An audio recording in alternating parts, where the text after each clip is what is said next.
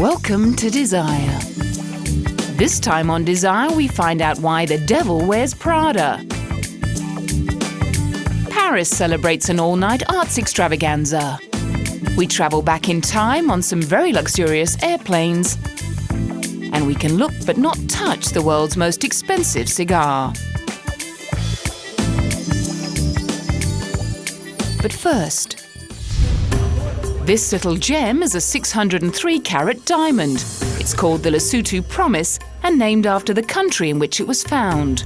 It recently went under the hammer at the Antwerp Diamond Centre and was sold to the South African Diamond Corporation, owner of luxury jewellers Graf. The rough diamond was found at the Letseng diamond mine high in the mountains of the tiny nation which is surrounded by South Africa, by a woman who was sorting through the rocks.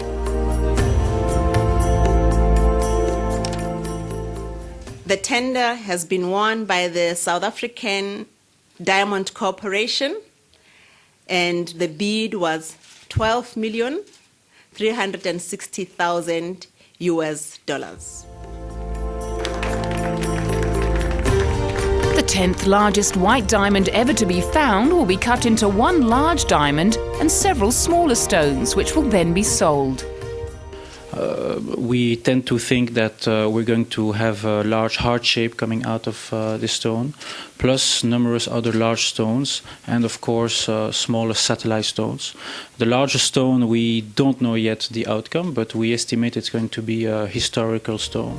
Johnny Kneller from the South African Diamond Corporation said that once it was cut up, he expected to sell the stones for a third more than the auction price. What we're going to do now is we're going to cut the diamond into pieces. We have to scan the stone for about 3 months. So it will take a long time to see what's exactly inside. And then we try to get the best possible certificates and the best possible diamond. So you can't say exactly the retail price.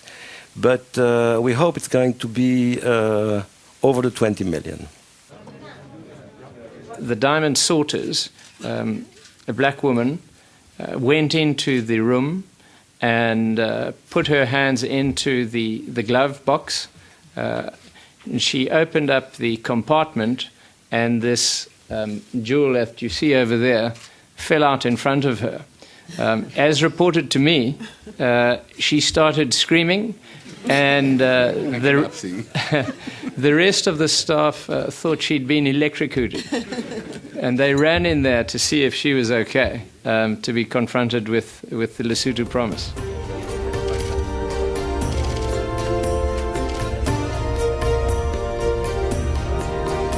Diamonds, an iconic status symbol famously described in a song sung by Marilyn Monroe in the 1950s film Gentlemen Prefer Blondes, as a girl's best friend, have become enormously popular in recent years, especially as women have become wealthier. The biggest rough diamond ever found was the Cullinan at 3,106 carats, while the second largest, the Excelsior, was 995 carats. Both were found in South Africa, and both dwarf the Lesotho Promise at a mere 603 carats.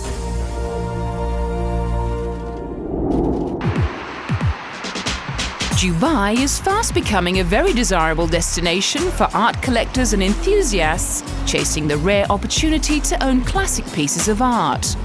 The United Arab Emirates is a tax-free country, and buying art in Dubai is a great incentive for collectors, as they will get more value for their money compared to purchases being made in London, for example, where the VAT tax would increase prices significantly. 13 pieces of original etchings, lithography and prints by Joan Miro, Pablo Picasso and Andy Warhol are currently on display at the Art Space Gallery. The price tags on the paintings range from $10,000 to $85,000 US. Art Space is a sleek and modern gallery tucked away on the 9th floor of the luxurious Fairmont Hotel. It's run by 23-year-old Palestinian-Jordanian Maliha Al-Tabari, a painter and sculptor herself. In the short time since its open, the gallery has been host to a diverse array of contemporary and international artists. 7 exhibitions have taken place to date, including the works of Pakistani sculptor Armin Golgi, Iranian painter Fahad Moshiri, and Greek graphic designer Christopher Papadopoulos. One keen collector wasted no time in snapping up a Picasso. La Chute de Car is a piece by Pablo Picasso, and it's an etching. It was the first piece that was sold on the opening day. La Chute de Car was one of the last pieces Picasso etched before he died and was bought for $21,621 US. The Cubist master was a pioneer in the modern art era, and he's the only painter or sculptor to enjoy fame during his own lifetime. Spanish painter Joan Miró was a prolific artist of the Surrealist movement. The Art Space Gallery secured 3 of his works, including La Fronde and Le Sarrasin et l'Étoile Bleue. His Surrealist works, with their subjects drawn from memory and fantasy, are considered among the most original of the 20th century. His work before 1920 shows a wide range of influences, including the bright colours of the fauves, the broken forms of Cubism, and the flatness of Romanesque church frescoes. Miró also experimented with etchings and lithographs in the 1950s, working with watercolour, pastel and collage. He also painted on copper and masonite. There were also several works by the infamous godfather of pop art, Andy Warhol, including one of the well-known Marilyn prints, and Shoes, a large screen print of various shoes covered with diamond dust. The exhibition is the most significant art event to date in the United Arab Emirates and Dubai. Around 500 people attended the opening for the Picasso, Miró and Warhol exhibition. On most days, the gallery is quiet, but walk-ins do happen on a daily basis, especially after working hours. Lack of culture and arts in Dubai is a common complaint among residents, and that's precisely why Al Tabari decided to open the gallery. Since Dubai is already a major business centre, Al Tabari thinks it's a great idea to open people's minds to the world of art as well. Well, I think it's a great opportunity to have such a great exhibition of such great world-known artists here in Dubai. I know that it's the first time such a thing happened here. I've lived here for 8 years, like 15 years ago, and nothing like that happened here. So it's great that finally people are getting some more arts.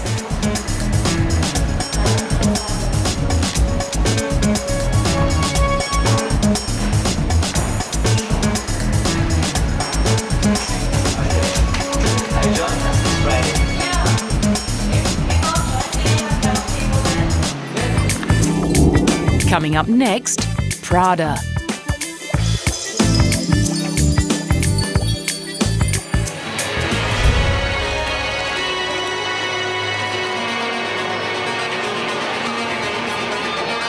During her university years in the 1960s, the high priestess of Italian fashion, Miuccia Prada, was swept up by the European student revolution and its feminist battles, and her most recent show was true to her convictions. The jungle scene, superimposed on a city skyline projected on the wall of the refurbished Prada space, underlined the urban jungle feel of the collection and confirmed the designer's top spot in the fashion firmament.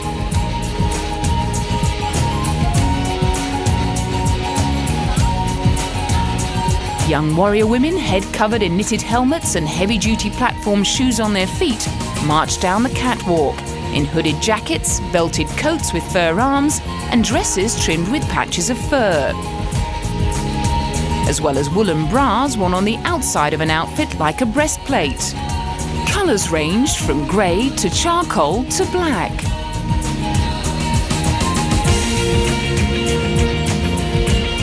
Prada is said to be the most prominent example of a new form of inward-directed luxury, the epitome of style and subtlety. Miuccia Prada, who's completely in control of the company's creative decisions, says she bases most of her decisions on intuition. And few would question the instincts of a woman who's credited with single-handedly launching the designer label into the haute couture stratosphere.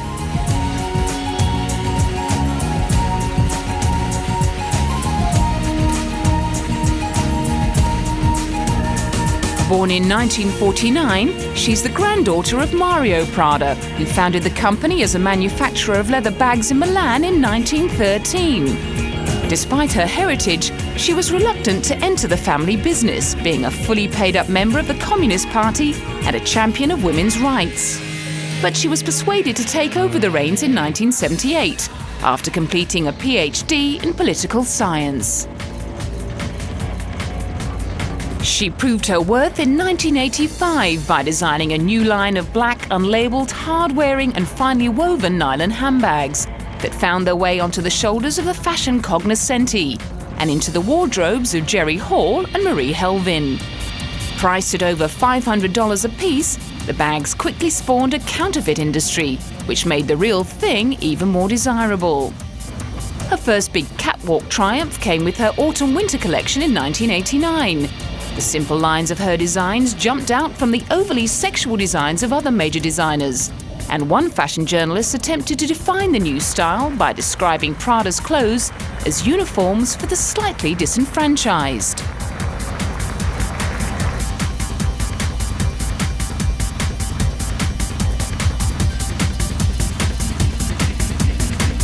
In 1992, she debuted the less expensive bridge line Miu Miu, which is Miuccia's nickname. Inspired by her personal wardrobe of earthier, hippie-ish garments in natural fabrics and colours.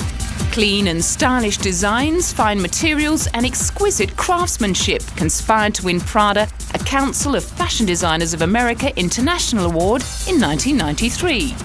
A year later, she showed in New York for the first time and opened her London boutique. She now shows for Prada and Miu Miu twice a year in Milan.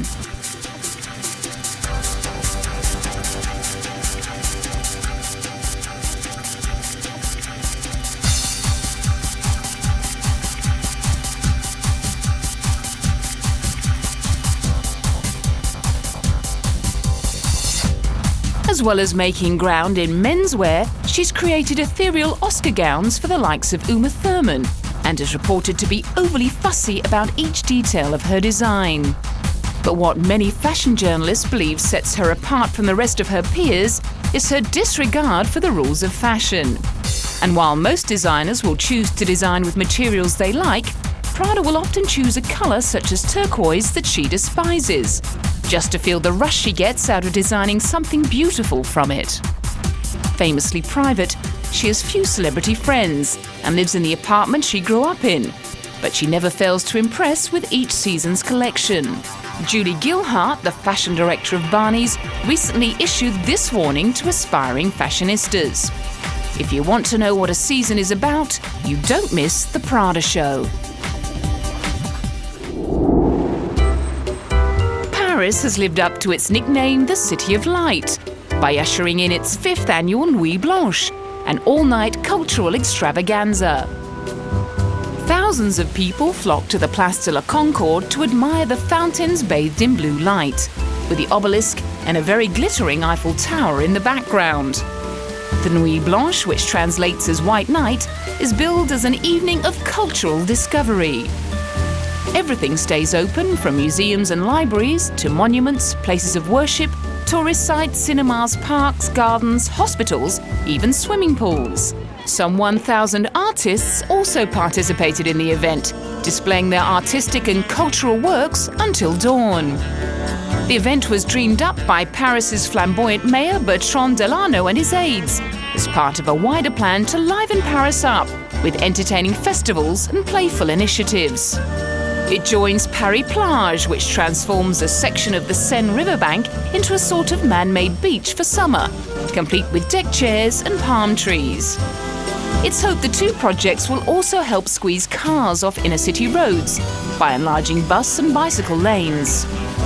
As the sun comes up, each district's city hall, local associations and shopkeepers organise breakfast for those stayers who've lasted all through the night. Throughout the city, streets were clogged with some 1.5 million people going from one venue to another. The crowd also included many cyclists who took the opportunity to tour Paris by night. But perhaps next year organisers could really sort out their colour scheme. The blue of the fountains is different from the blue of the obelisk, so we're perturbed. Au revoir et bonne nuit.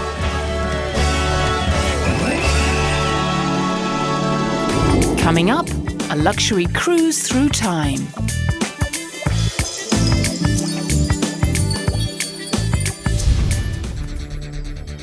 Everybody knows the tragic story of the Titanic, the ultimate luxury cruise liner which set sail in April 1912 from Southampton, never to arrive at its destination, New York. A massive collision with an iceberg left the supposedly unsinkable ship floundering in the icy seas, killing 1,490 passengers. It carried some of the richest, most powerful industrialists of her day. Together, their personal fortunes were worth around $600 million US, quite a tidy sum by 1912 standards. A recent French exhibition brought together hundreds of objects recovered from the wreck of the Titanic.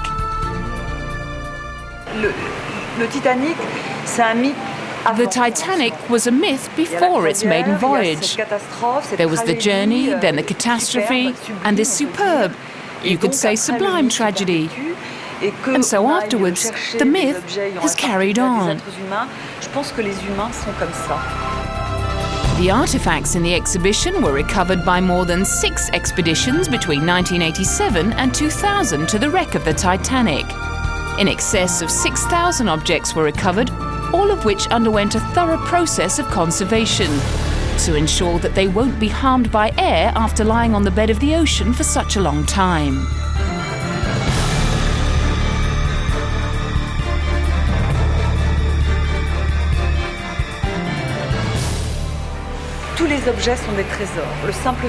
All the objects are treasures. The simple fact that they were part of a boat that was a legend, a myth, these are treasures, and I think that every visitor will more or less find their favorite.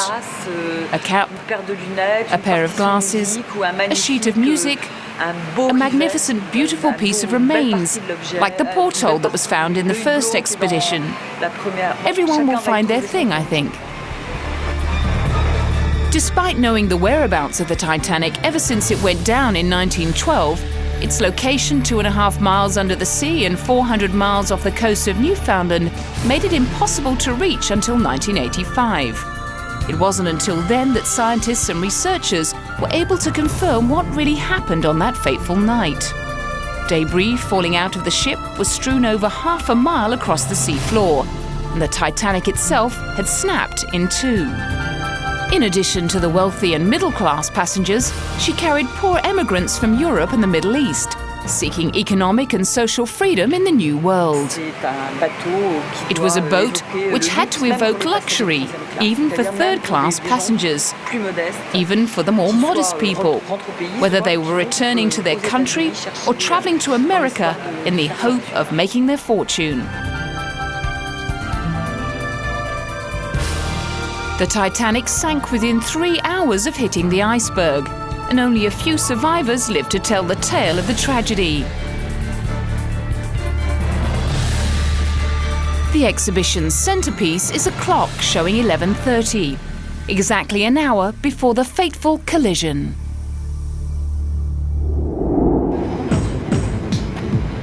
A few years later, and the well-to-do were getting airborne.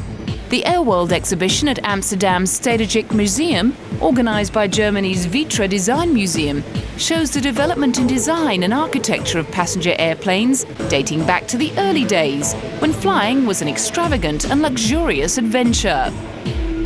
Some of the early passenger airplanes looked more like the cruise ships they were destined to replace. With 9 decks, a gym and a concert stage for 451 passengers served by a 155-member crew, the airliner number 4 was just one of the big ideas for air travel from the 1920s. It never flew. Next to big ideas, designing for the aerospace industry always had to focus on the details, giving tough limits on space and weight as the exhibition shows. Planes in the 1920s used lightweight wicker chairs, and manufacturers quickly adopted aluminium and plastic, the space-age material of the late 40s. Flight attendant uniforms have also changed substantially. Yeah, that's right. In the beginning, in the 1930s, when the first stewardesses came, they more or less looked like nurses because they had to reassure the passengers that everything was okay and there was no problem even when they felt a little sick. in the 30s till about the 50s, you could really sleep in a real bed, in an airplane, and it was a bit like the train, the train compartments. So with the fold-down beds coming from the ceiling, and it's really interesting to see how they changed the seats to beds in such airplanes. And we mustn't forget that it took very long in that time, several days, and of course there were stops in between, but even one part of the journey was very long. So when we complain now when we are 16 hours in the airplane, think of that time. It's now much quicker. Advertising posters of the time depict the comfort of flying and also focus on how the world appears to shrink the higher you fly.